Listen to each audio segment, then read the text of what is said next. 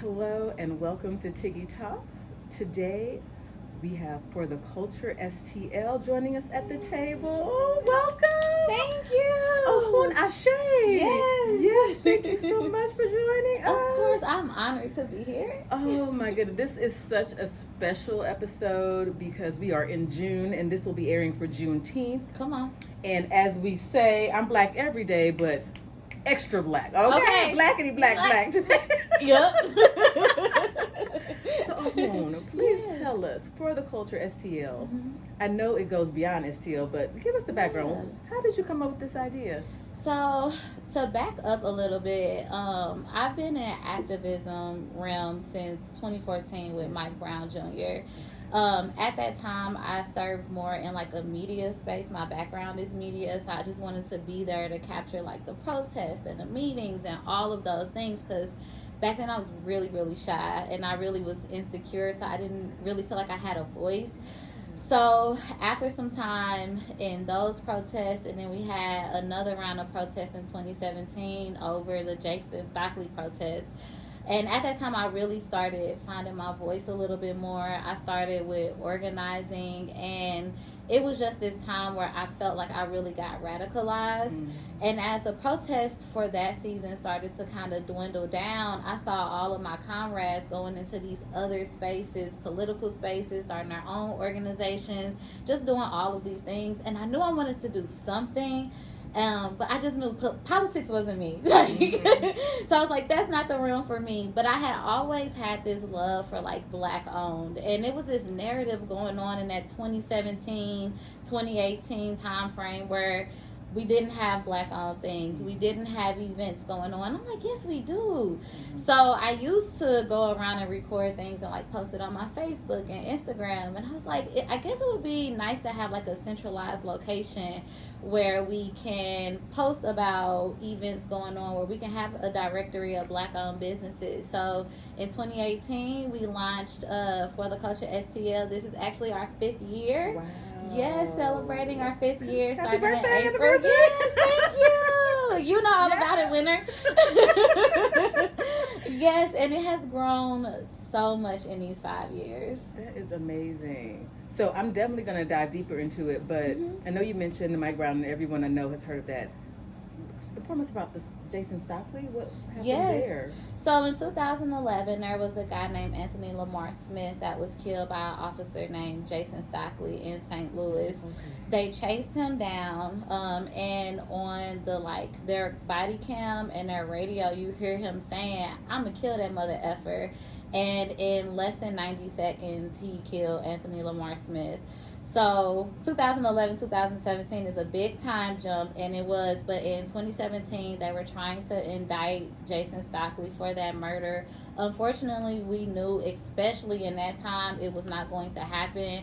So we decided to be proactive this time and start organizing. We caused the economic shutdown in St. Louis for over 90 days, causing the city $11.2 million Yes. over that time, to make sure that our causes were being heard, our voices were being heard, and we started to see small changes in St. Louis. We know we have such a long way to go, but that's when we started to see some of those tougher police policies going on. We started seeing more of our people getting into offices. So it was just a small step in that progress that we just want to see keep going. And St. Louis needs that. Yeah. A lot of people don't realize how divided St. Louis is. Missouri is a very. I moved away in 2012, and they were like, "Oh, you're from the South? You have a country accent?" I'm like, "I'm not country. I'm from the Midwest." But St. Louis is very much, Yeah. you know? Yeah. So, but where I'm going with that is that it has some of those stereotypically Southern issues with racism. And I remember in my teens hanging out on Laclede Station, the landing, and someone told me, "Well, you know what those cobblestones are?" I was like, "No." They're like, "You know that they used to have slaves down here." I was like, "Whoa," you know, but I just didn't equate St. Louis with that. Yeah. But so yes, St. Louis has a very disturbing history. Yes. With race and race relations. So good on you all for trying to push them in the right direction. Trying. St. Louis is very old school. It is what I call a big town, small city. So it has a lot of that town mentality, a lot of just natural segregation that I don't even think sometimes we realize. It was a event on Washington Street just the other day, and it literally was segregated. You had black people on one side and you had white folks on the other side, and I just try to tell people who aren't from here, it's like we are fighting old traditional racism here. Like, it is deeply embedded in St. Louis, and it's going to take a lot of work to unroot it all. Mm-hmm. But that's what you're here for. That's what I'm trying. I'm trying. So For the Culture STL, Mm-hmm. right now it's a website, Mm-hmm. and it's a directory. Tell us more about this. Yes, so in the way that it looks now, I kind of separated. So we have the For the Culture STL brand, and we have the website.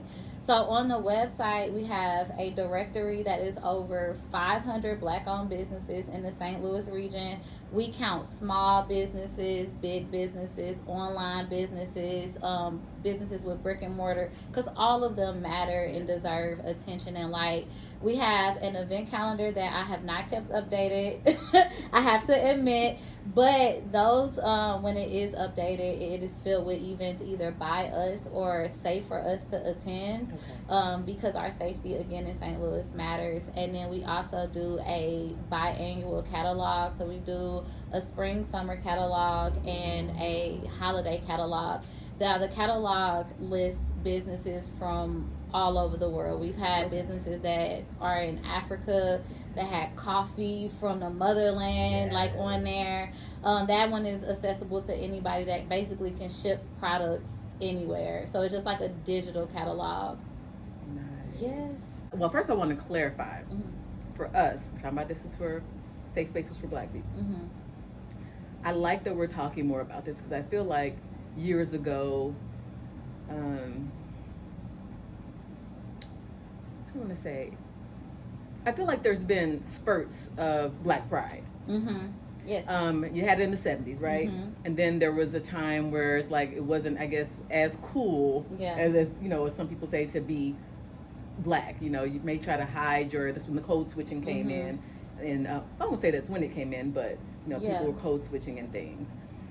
Where do you think the shift went back again? Do you think it started with the protests where, you know, we were seeing these injustices again and we're just getting fed up? Yeah. I think Trayvon Martin marked this turn again where we started to even kind of wake up to these injustices, that we can be minding our business and be murdered. And I think Mike Brown put the staple. You saw unrest. We were going toe to toe with the government, with military objects and all of those things, and I think that really put a new light on like blackness. And from there, I think it was a trickle effect to that black and proud again, and that we matter and we deserve. And I think we see this new fight again, and it has been very beautiful to see.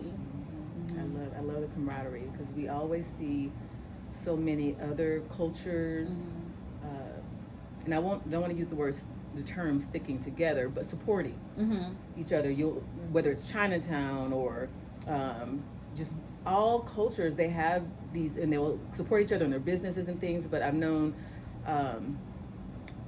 just historically, sometimes there's been issues within the community.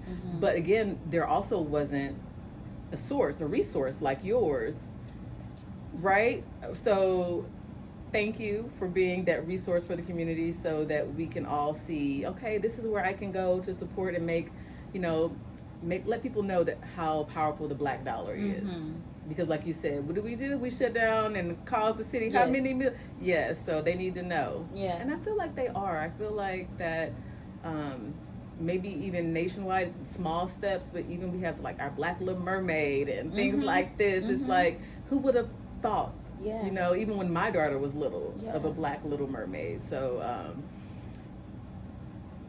I have a long way to go, but I think you can see the progress in step from every generation. It's like you can see every generation's point that they made and how it makes it a bigger wave today. the things that we fight for, the things that we say is not new. It's things that's been existing, but because of the foundational work that our ancestors and elders laid down, it made it even safer for us to be able. Now, it's not safe for us all of the time, but I do feel like I can go protest and stay alive afterwards. I can make my voice heard and stay alive for the most part afterwards. So it's the work of us all that is this slow like change. So people say like, how do you stay hopeful? How do you keep going? And I just say, if we look back, when they say we are our ancestors' wildest dream, they never saw freedom. They never imagined freedom. So they would never imagine black people owning businesses, walking around freely, talking freely, breaking all of the glass ceilings that we see today. So we absolutely are our ancestors' wildest dream. So it may feel impossible, but just imagine what our future generations will be to us. And we may not imagine it now, but it's going to be things that we couldn't even put our mind to, but we laid the foundational work for that. So that's what keeps me going every time. Do you think that with the climate of Proud Boys and things that there's a segment of certain populations that are threatened by that? Absolutely. I think that is one of the reasons that we are seeing Republican, right-wing, racist, whichever category you want to call them, acting out the way that they are acting right now. I think we are getting to that end of generation for a lot of those traditional racists. They are coming to the end of the term of their existence on this earth, and they are throwing everything that they can to keep to keep things the way that they want to see it. And I know that seems scary right now with a lot of the things that they are passing, a lot of the things that they are doing, but just like nothing ever lasts, I don't think it's going to last. It won't last. Yes. It won't.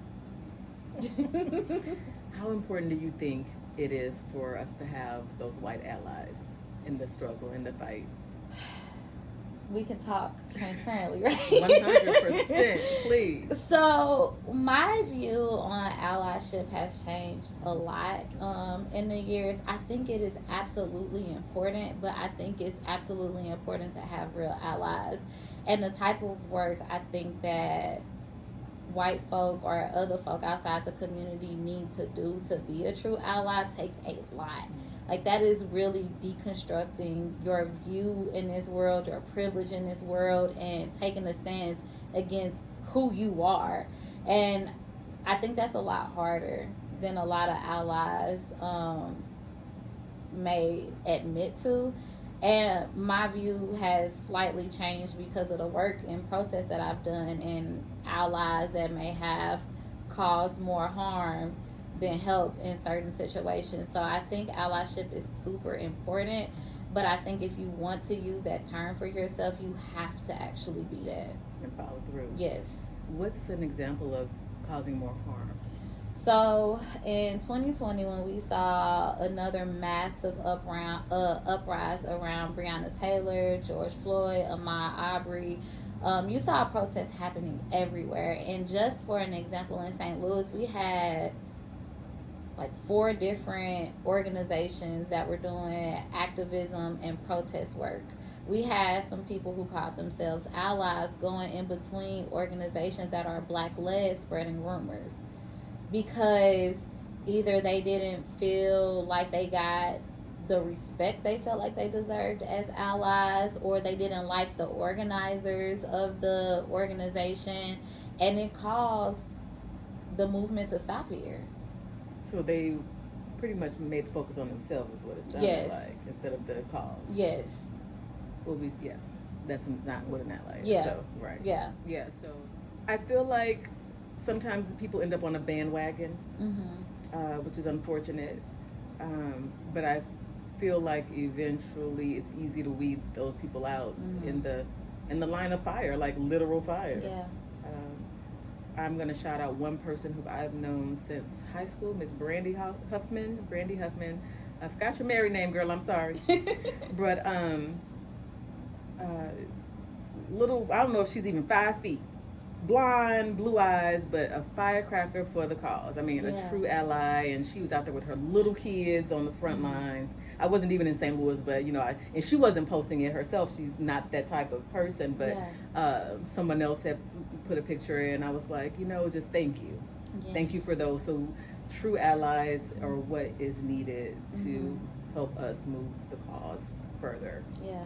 Into those spaces. Yeah, now allyship is super important. I remember protests where it was more allies than it was black people there. So, or we know the magnitude that allyship can bring to the cause, the awareness. A lot of the times they make it more safe. That's what I was to thinking, be out there, especially some of these areas. Yeah, right? Yeah. So I remember. Now I don't remember if this was the 2017 protest or 2020. But we actually did a protest that was almost like an experiment. We had a white-only protest, and then we did our regular protest just to see the response from St. Louis Police Department. At the white ally protest, they were outside of the stadium, the Cardinal Stadium. They were pulling on the gates, yelling, being loud, doing all of those things. Nothing happened to them. Nothing. We had our protest in an identical way. The next day, I believe I got arrested that day. But no, I did not get arrested that day. But we had mass arrests, pepper spray. We were chased, all of those things. So yes, when white folks show up in those areas, it does make it safer. Yes. I love that you did that experiment. So people can see, hey, it's exactly the same situation. Yeah. A, B results. Yeah. Right? Oh my goodness. The culture. There's so much happening in the culture. I'm actually kind of very, very proud of the culture. I mean, I know we have some ways to go on some things. And I wouldn't even say that because I've actually learned, I've been schooled by some of the younger people in the cause, because, as what's that? Is it Geico Progressive where you're turning into your parents? I can't remember. Yes. But, feeling like my mom, listening to, some of the lyrics and some of the songs out, and you kind of, some people, some of a certain age may blame lyrics for certain behaviors. But then some of the young people were like, well, hey, this is just the culture. It's just, it's entertainment. So I'm learning to look at both sides and not put blame on any one and just kind of embrace. Yeah. I think because I found myself, so I'm 33, so I feel like I'm like right in the middle. So I found myself recently like those kids, those younger kids. But like you said, like I think we have to all remember where we were when we were younger. The lessons that we had to learn, the impact certain things may or may not have had. And I do think that this generation has the blessing and the curse of the access to social media. They get to be aware and knowledgeable and understand things that I didn't understand until my 20s. But they also have a little bit too much access to certain things that I just don't want them to be unhappy almost in life from having exposure to some things. But I think all we can do is look out for each other and be the best person that we can be for each other, guide where you can. And sometimes people have to learn lessons, and sometimes you learn from the younger generation as well. So it's just, I think, being a safe space for each other to make mistakes, to grow, to learn, to educate. You have to be a safe space. You have to be something that people can feel safe in if you really are trying to grow our community. And I feel that that's key. Safe space for each other, right, as a community. So speaking of safe spaces, you have an event coming up. Yay! The kickback, For the Culture Kickback. Tell us about this. So this will be our 5th annual Culture Kickback. Wow. Yes, I cannot believe it myself. So something that a lot of people don't know is that the kickback always falls on the Sunday after August 9th. If you don't know August 9th, that is the day Mike Brown was murdered. It has always just traditionally been a way to reset for the next week. That week can be very heavy for St. Louis, for the folks who are involved in the protest, for the parents of Mike Brown. So we just started having it that Sunday after as a way to kind of like recharge for a lot of kids. That's right before they go back to school. You know, people are getting back into like that life flow. So we just want to be able to like pour into community goodness, love us, and it is absolutely for us. What is the cost to enter? It's free. Free for the culture. It's free. So what can we expect? There's some music, some food. What can we look forward to? So the kickback is August 13th this year, from noon to 6. It's at Loretta Hall Park. So Loretta Hall Park has a skating rink. So you can bring your skates if you're a skater. Yes. Bounce. Come on. Hey. Like, I've had my spurt. We're trying to like get good at skating. I'm still not there yet, but I might do a little circle here and there. And we have a DJ specifically for the skating area, so that is always a good time. Vendors. We have so many vendors. We do not charge our vendors any type of fee, because once this all was started for our Black economic empowerment and giving Black businesses the opportunity to make money without like feeling the need to like get something out of them. It has grown over the years tremendously, but we also have a stage. So last year we had yoga, we had a therapy panel on the stage, because we focus on mental and physical wellness, on economic empowerment and community engagement. Everything that we do, it has to like either center all of those or some of those. But with the kickback, we wanted to center all of those. So we had a therapy panel on stage where people had real access to therapists. They answered questions. They gave advice with insurance, how to find a therapist, like how to have access, what to do if you can't get there physically, other options, and things to look out for, what therapy actually means, because it's still so stigmatized in our community. So just trying to break down those barriers. We had entertainment on the stage, because listen, we gonna have a good time. Yes, we are. We provide free food, so we have barbecue, because we want this to feel like a Black family reunion. We want it to feel like home, like something that makes you feel good and warm. So we really try to like carve out those things that were special to us growing up. Yes. August the 13th. Yes. I'm picturing slides, maybe some double dutch, you know, a good time for the culture. For the culture. So I know this must take a lot out of your time and maybe even out of your pocket. How do you have sponsors? How can the community help you? So usually it just came from my pocket.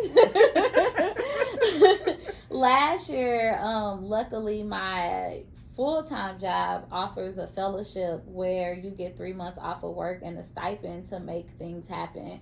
So I was able to use the stipend money to make the festival happen last year, and we have a couple of dollars left over from that for this year. But if people want to donate, we have a donate link on our website. I think it's under donate itself, and if not, it's under the contact page. Okay. But or one of the beautiful things is that I think what we pour out, we receive. So we are able to make a lot happen from people willing to help us get things done. Yeah. You know, so it has never been we couldn't do something because we couldn't afford it, which has been a beautiful honor that we do not take lightly at all. It is beautiful.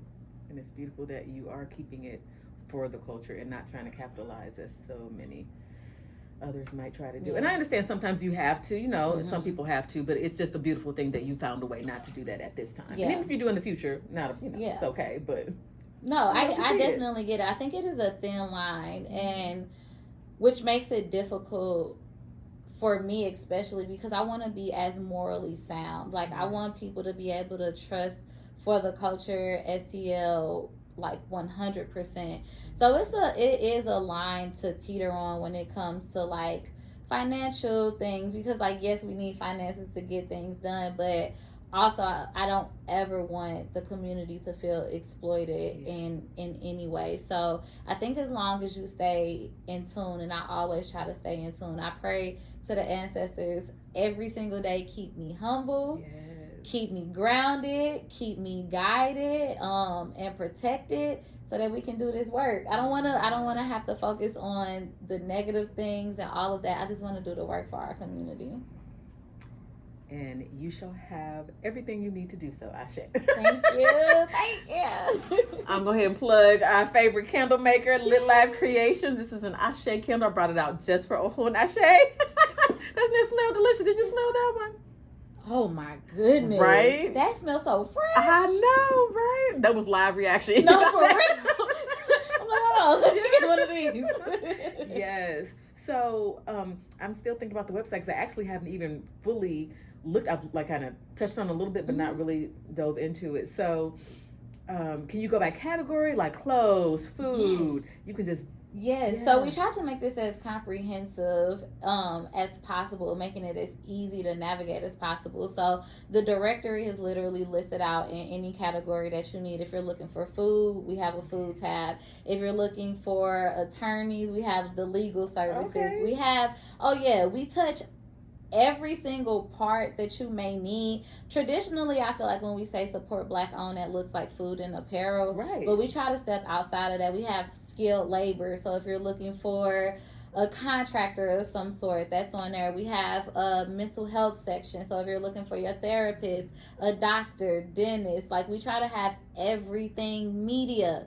If you need any type of media or anything like that, that's also on the website. We try to cover everything that you would look for or need in life. You can find it in Black on For the Culture STL. All encompassing. I wasn't even prepared. Yes, trying to be. I'm trying to make it easy for the people. No excuses. You thought of everything. Okay, so I'm a hit a touchy subject just because I had questions about it, and it still kind of teeters in my mind. Mm-hmm. So Black owned. Mm-hmm. What would you consider Black? I mean, what's considered Black owned?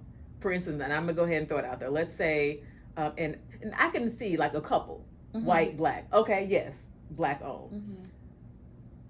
Where do we draw a line when it comes to Black owned businesses? So that is, I think, a really good question that I think our community needs to talk about more.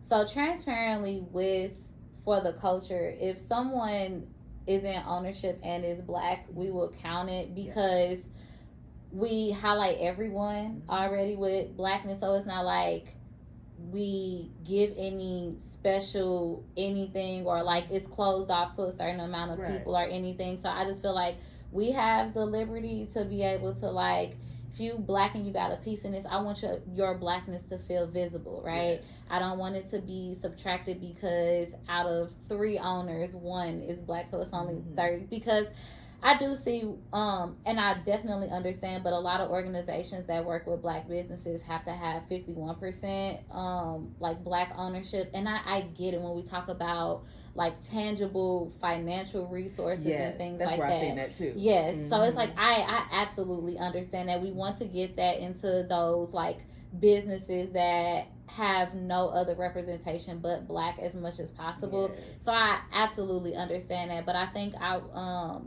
one of the beautiful things with For the Culture being this free resource that just provides opportunities as we can is that we can say yes to all percentages of ownership and Blackness. And let that percentage feel seen. Yes. I know that, and it's I guess it's hard sometimes because, like I said, some people, it's a bandwagon sometimes, or it might be cool, Blackness is cool right now. Mm-hmm. And I'm not speaking within the community, I'm speaking with outside. Mm-hmm. And I hear a lot of times that people love to simulate the Blackness, right? Mm-hmm. Without the struggle. Yeah, you want to do your dookie braids and you want to get your tans, but you don't want the Black experience. So on that line, I have heard of people having silent partners just to get grants and things like that. So I feel like that's something just on a, like you said, a wider scale that needs to be addressed within the community. Like, I remember I was looking just for some jeans and I was on Nordstrom and I was like, Black owned company. it was Good American. Then I looked further and I was like, Khloe Kardashian, wait, but her partner was So I was like, so that got me thinking. That was the first time I actually even thought about it, and I was like, oh, okay. But then again, I've heard of other companies, like I said, that'll have like they'll just bring somebody on just to get the funds, the grants or whatnot, and it's like, that's just another. So we try to, because we actually got privy to some information that it was like a business here that like really claims to be Black owned. Apparently they had a Black manager that they were trying to say was like an owner, and once that manager left, like they took down the Black owned business signs and they no longer like show up as a Black owned business. So I think that is why it's so important to like do the work to try to really ensure. I try to make sure anything that we post or support or go to or on a website that we do some sort of background just to make sure, like I've literally like Google articles trying to see the picture of the owners to make sure it's a Black owned business. Right. Because again, we just want to make sure that we are pouring into the people who deserve it and also are being a trustworthy source. That's right. I love to see it. But I just I feel like everything that's done in dark will come to light. Yeah. And we'll leave that at that for that. I was even thinking like with the protest, this is off on a tangent. I'm always on tangents. Tiggy's tangent. But a lot of people are doing the Black Lives Matter posters in their signs in their windows, and I just really like, you go into some of these spaces and they don't necessarily feel like safe spaces. It felt like you wanted that sign so your windows wouldn't get busted. Yeah, and it's just like, it's just things, more things that we as a people have to navigate, in this culture. Yeah. Sad but true. But it's okay. That's how it is. That's how it is. But we're just gonna keep doing what we do and moving ahead full steam for the culture. I am so excited. Anything else that you have planned after the kickback? So transparently, I might take a small break. Okay. Been doing this work for a long time, and I want the community to be healed so much that I neglected my own. So I want to practice exactly what I tell people all of the time, like take a break when you need it. We're not leaving, we're not going anywhere, but just a small sit down to reset, recharge, and also see where we want to take For the Culture STL next, because I really do feel like it is limitless on what we can do as a community. So whatever we can do to make it bigger, but you need time to grow it and pour into it and nurture it. So for now, it's a break. It's a small sit down. That's good and that's needed. I'm sorry, I'm on tangents again. No, it's fine. But when you fly, as that flight attendants are going through their thing, they tell you, put your oxygen mask on first before you put it on your child. And the whole reason for that is you have to take care of yourself in order to take care of what you love, who you love. So yes, please take your time, put on your oxygen mask. Okay. And breathe. Yes, and breathe.